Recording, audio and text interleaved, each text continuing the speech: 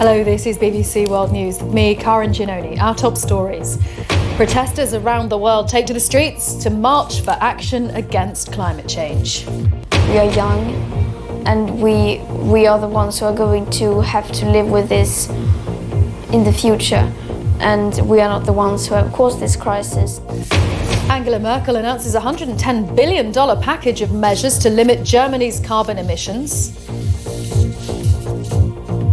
Also in the programme, President Trump dismisses a whistleblower's claims that he had improper dealings with a foreign leader. Always appropriate, at the highest level always appropriate. And anything I do, I fight for this country. I fight so strongly for this country. It's just another political hack job. And huge excitement in Japan as the home side win their opening game in the Rugby World Cup.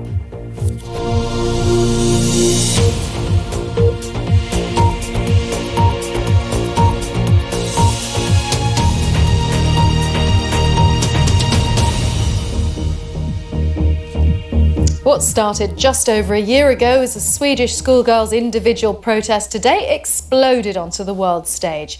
Millions of people, children and adults, are taking to the streets demanding action against climate change. Greta Thunberg, the 16-year-old behind the original Fridays for Future movement, encouraged people to send in their pictures from the demonstrations in every corner of the globe.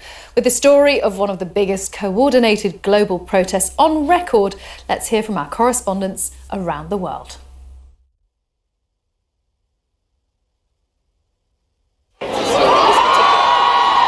Been more than 100 events across Australia as this country helps to kickstart a global day of action. Thousands and thousands of people have gathered here in Sydney to campaign for what they're calling climate justice. I was talking to a high school student, a young teenager, and she said that she was too scared to think about ever having children because the future was far too bleak. What they want is for Australia to have no new coal, oil or gas projects, and also to shift to 100% renewable energy. Will the Prime Minister Scott Morrison be swayed by all of this? Probably not. In the past, he says that there has been too much activism in classrooms.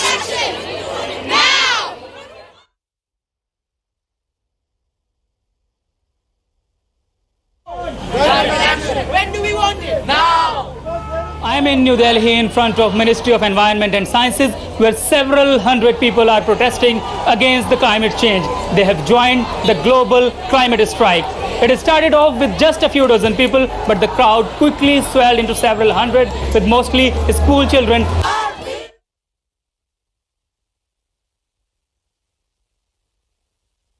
Over the last hour, there have been hundreds of people who've been gathering here, many of them with their homemade placards, as you can see from here. Obviously, there are many students who are from school-aged children. We've also got university students, but this is, of course, the first time when adults have been also asked to join the protest. You might be able to hear in the background that the speeches have started at 11 o'clock. They're due to go on until 3 o'clock later this afternoon. Now, among those who are here, who are explaining why they're here, we can be joined now by Lola and by Fatima. Lola, you are from the UK Student Climate Network. Lola, why are you here? I'm here because I believe climate change is the defining issue of our generation, and if we don't come up and fight for the policies that we want, for a Green New Deal, for educational reform and for political empowerment of young people, our planet is on the line.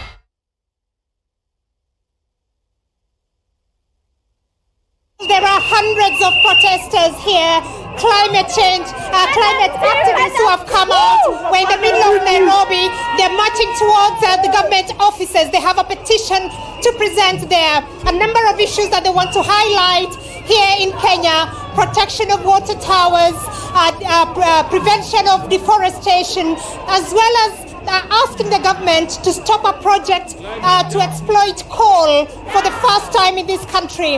They say that coal energy is not clean, and that is not the way Kenya should be going. Here in Africa, the impact of climate change is already being felt, even though it contributes significantly less to climate change itself. Editor David Schuckman. A stark reminder of what the protests are all about.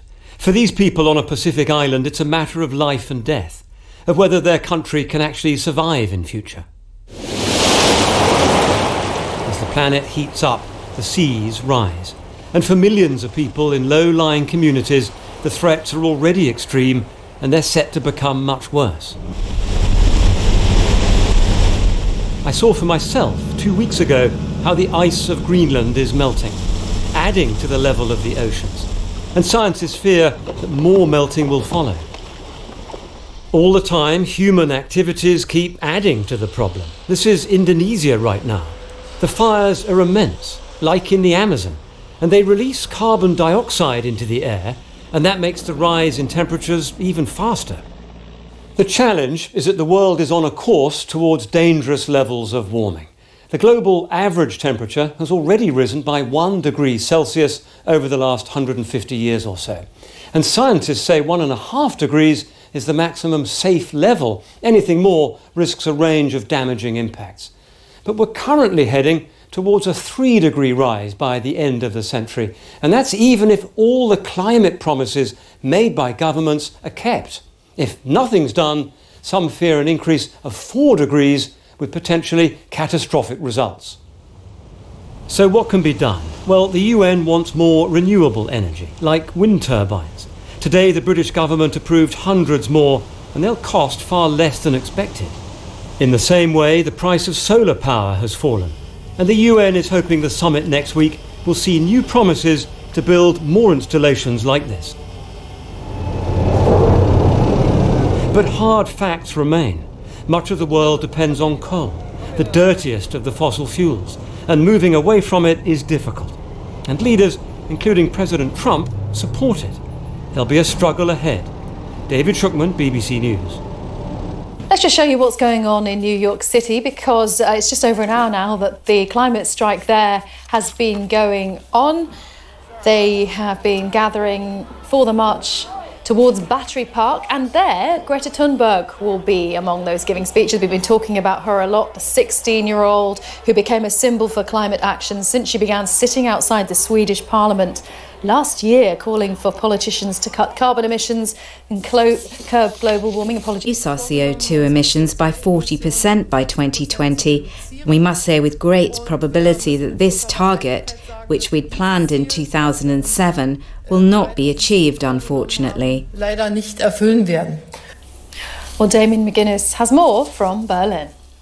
These are expensive measures, and Angela Merkel announced them just as tens of thousands of people were demonstrating outside her office, calling for change.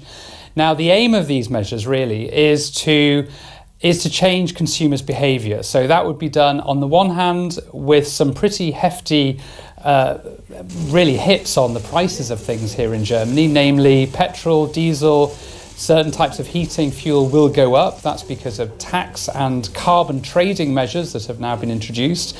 Also, flights within Germany will become more expensive, with new taxes being raised on flights. But on the other hand, there are also going to be financial incentives for consumers to change behaviour. So some of them will be making train tickets cheaper. So VAT taxes are going to be reduced on train tickets. The idea there is really to persuade people to travel by train between Germany's cities rather than fly.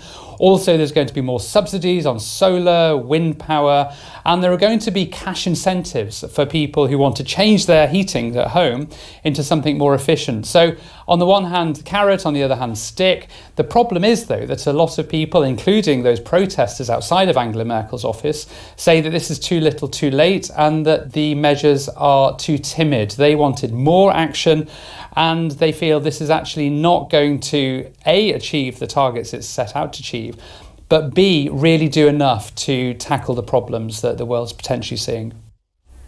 Damien McGuinness in Berlin. We'll be back with those climate protests in a few minutes' time. Now, the President Donald Trump has described a whistleblower's accusations that he made a promise to a foreign leader as a political hack job. Some reports allege that Mr. Trump asked Ukraine's new president, Volodymyr Zelensky, to investigate the son of the presidential rival Joe Biden, who previously served on the board of a Ukrainian gas company, and in return, Ukraine would continue to receive US military support. Well, speaking earlier, President Trump said he had done nothing wrong. I've had conversations with many leaders that are always appropriate. I think Scott can tell you that. Always appropriate, at the highest level, always appropriate. And anything I do, I fight for this country. I fight so strongly for this country. It's just another political hack job. Somebody ought to look into Joe Biden's statement because it was disgraceful, where he talked about billions of dollars that he's not giving to a certain country unless a certain prosecutor's taken off the case. So somebody ought to look into that, and you wouldn't because he's a Democrat. I don't know the identity of the whistleblower. I just hear it's a partisan person, meaning it comes out from another party. But I don't have any idea. But I can say that it was a totally appropriate conversation. Donald Trump there. Well, our North America correspondent Aleem Makbul explained the allegations against Mr. Trump. A complicated story, but a huge story across the US networks right now. But it started because of news that an intelligence official had been so troubled by a conversation that Donald Trump had had with the Ukrainian President Volodymyr Zelensky in the summer that he made a formal complaint about it. And what has been revealed by newspaper reports here is that it was with the Ukrainian president, and it was because Donald Trump had insinuated, apparently, that if they didn't in Ukraine investigate Joe Biden and Joe Biden's son, Hunter Biden, who worked on the board of a gas company in Ukraine, that potentially it might mean that some military support from the US to Ukraine may come to an end. Now, as you've seen right there, Donald Trump has denied that. He says he's not stupid. He knows that people are listening into his conversations and they're appropriate. But even before this, there were investigations into whether or not the Trump administration was having inappropriate conversations along these kinds of lines with Ukraine. We've only recently had the findings of the Mueller report. I mean, as you touched on earlier, how much is this dominating the airwaves and how much pressure is this putting on the White House now? Well, it's really important that you mentioned the Mueller report. There we were talking about investigating the 2016 election and whether or not there had been inappropriate contacts with the Trump campaign and a foreign power to try to influence the election. Here we're talking about Joe Biden, who is leading the polls in terms of Democratic candidates, and we're talking about potentially Donald Trump speaking to a foreign power about finding dirt on Joe Biden. Look, Joe Biden doesn't come out of this well either, by the way, because it has put the spotlight on some comments that suggest that there had been a corruption investigation into Joe Biden's son, involving Joe Biden's son in Ukraine, and that potentially Joe Biden did put pressure on Ukraine to change a prosecutor that was leading that investigation. But Donald Trump, as you see, said that that wasn't being investigated because Joe Biden was a Democrat. There weren't calls from the American media to look into it more. So neither side really comes out of this in a good light. But once again, it does raise the question that many people have had over the last couple of years as to whether Donald Trump's interactions with foreign leaders are always entirely appropriate. Aleem Makbul. Let's look at some of the other stories. A prominent Pakistani human rights activist, Gulalai Ismail, has fled to the US after months in hiding. She's seeking political asylum after receiving death threats. Ms. Ismail is an outspoken critic of human rights abuses, especially against women and girls in Pakistan. India has announced sweeping tax cuts in a bid to kickstart its economy. The finance minister said domestic firms would now benefit from rates similar to those in other Asian countries. India's growth has slipped to its lowest in 5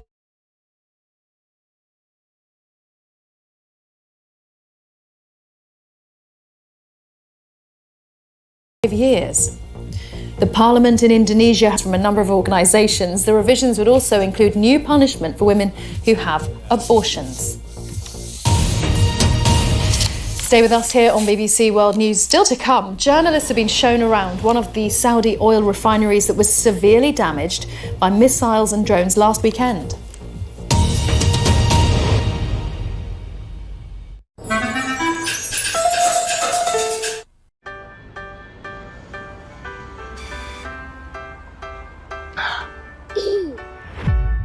Sorry. think this is funny? Is this a joke to you?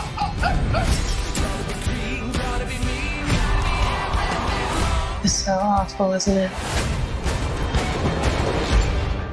Are you having any negative thoughts?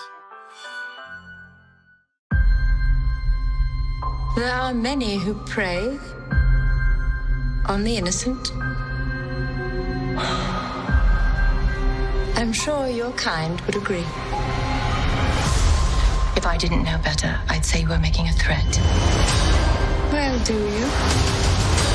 Do I what?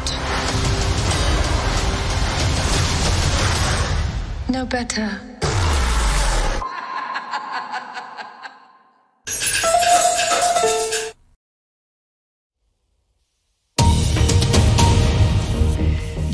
You're watching BBC World News with me, Karen Giannoni. Our main story: climate activists of all ages are gathering in New York as a day of action reaches its climax. Millions are thought to have taken part today all over the world. Well, it was a Swedish teenager, Greta Thunberg, who has become the voice of this climate protest movement. She was asked if she ever thought she would be able to galvanise so many people. I mean, this is not only my voice, this is the voice of millions of people all around the world. But I think it is because we are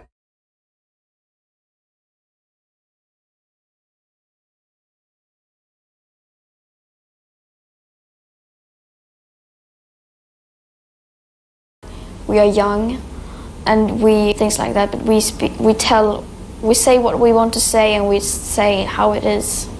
We are not afraid to become unpopular in that sense. Greta Thunberg, who is in New York right now. Let's talk to Samira Hussain, who is also there on the streets. Samira, New York could actually see the biggest of these marches. Thousands and thousands of young people that have descended upon Lower Manhattan. In fact, the New York public school system has allowed its students to skip the day of school if they want to participate in this climate action. And what these students are really demanding is they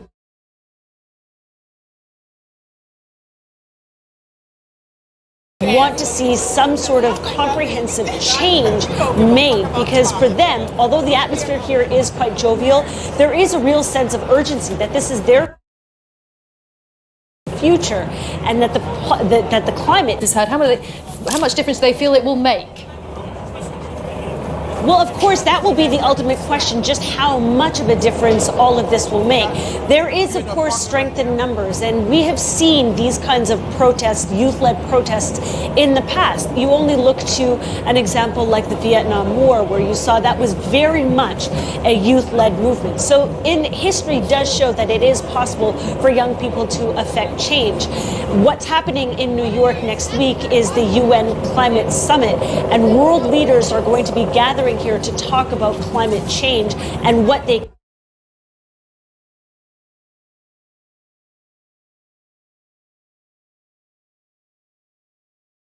can do about it. And they have been told not to come with platitudes, but to come with real concrete plans. And the students here are certainly hoping that their voices will be heard. Samira, is it largely young people who are there with you right now, or are there all generations as well? There are certainly all generations that are being included in all kinds of groups. You see environmental groups, we've seen religious groups, we've seen old people, but predominantly this is very much a youth-led movement. We see high school students, teenagers that are here, and we see younger people that have come with their parents armed with signs and placards that were self-made at home, and there's a real energy among the people here. And I mean, in other parts of the US, are there other marches going on as well, Samira? There are other marches that are happening across the U.S., even small towns in Oregon that have very few people in them. They, too, are also organizing their own kind of march to try and feel included in this, and also to highlight just how important it is. This is not strictly an American issue. This is absolutely a global issue. And for these students, the kind of strength in numbers is really helping push their message forward. OK, Samira, thank you very much. Samira Hussain there in New York. That march has been going on for just over an hour. It is going to be, we think, one of the biggest going on today across the world. Thanks. Now, journalists have been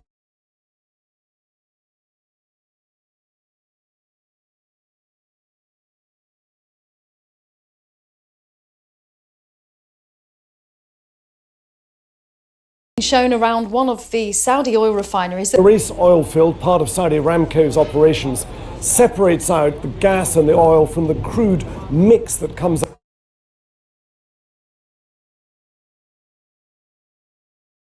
out of the ground. This is what they've got to do before they can even transport it and export it. It is the vital beating heart of this country's oil economy, and that's really what this country depends on.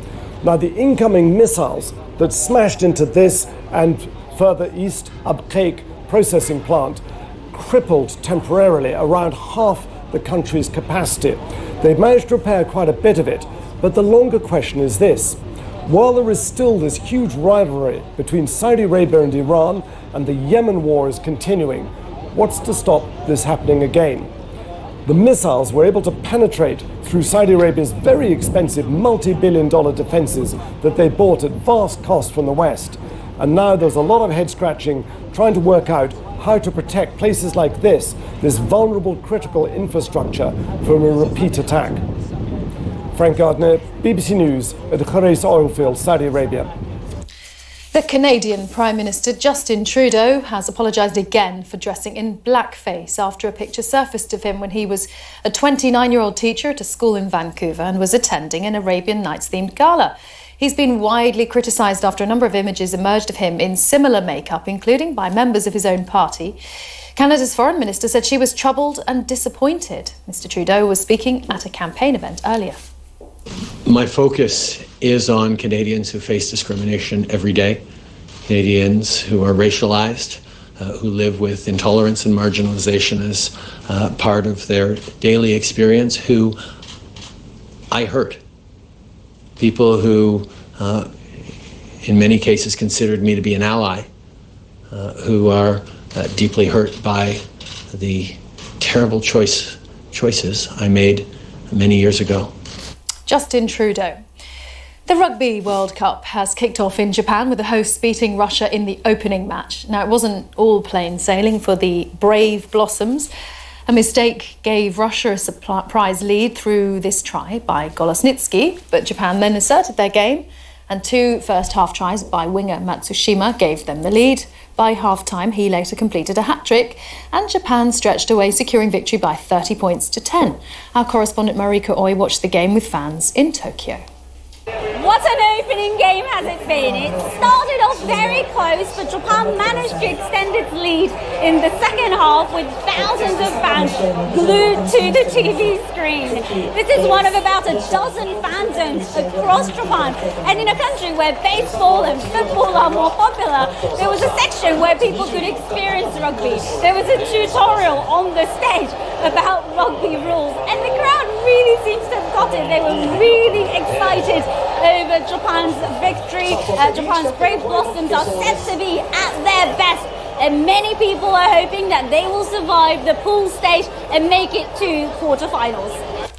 Marika Oi at the excitement in Tokyo at the Rugby World Cup. Let's return to our main news, the worldwide day of protests going on against global warming all over the world, but particularly in New York right now. It's going to be the biggest of the marches that have been going on, and this is the live from Manhattan. You can just see how many thousands of people are turning out. It is thought that this will be the biggest of the marches, which have really been taking place across the world from the very start of Friday. It's all been driven by the teenage environmental activist Greta Thunberg. She is there, 16 years old, and she is in New York. She has said she hoped that this massive worldwide climate strike would mark a turning point in persuading leaders to take decisive action on climate change. She's described the numbers of people taking to the streets in so many places as unbelievable.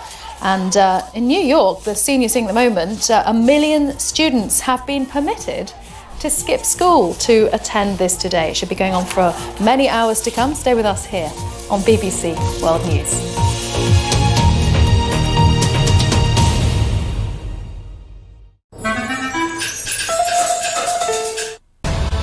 Elsa, the past is not what it seems. You must find the truth.